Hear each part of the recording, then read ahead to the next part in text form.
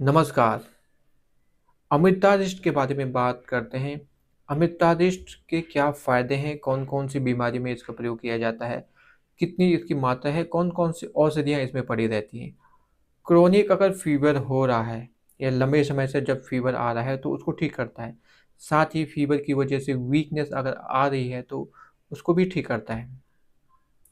Alternate fever हो रहा है, एक दिन छोड़ कर के फ़ीवर आ रहा है या कंटिन्यू फ़ीवर है या तीसरे दिन अगर फ़ीवर रिपीट हो रहा है तो उसको भी ठीक करता है। स्प्लीन और लीवर इन्लार्जमेंट की वजह से अगर फ़ीवर आ रहा है, तो उसको भी ठीक करने का काम करता है।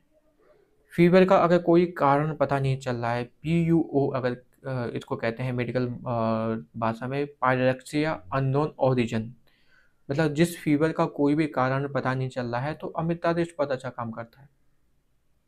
साथ ही आयुर्वेद के अनुसार अगर रस, रक्त आदि धातुगत ज्वर होता है, आयुर्वेद में रक्त, रक्त, मांस, अस्थि, मज्जा, शुक्र ये धातुएं बताई गई हैं।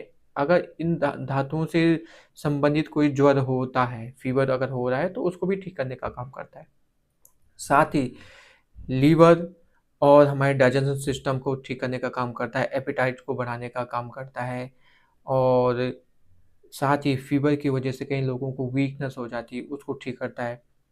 जॉन्डिस अगर किसी को हो रहा है तो उसको भी ठीक करने का काम करता है क्योंकि इसमें कुटकी भी पड़ी रहती है, साथ में गिलोय रहती है और कहीं हमारी इम्यून सिस्टम को बढ़ाने का भी काम करता है, ब्लड प्यूरीफायर करता है, तो अनेकों ऐसे इसके महत्वपूर्ण फ़ायदे हैं।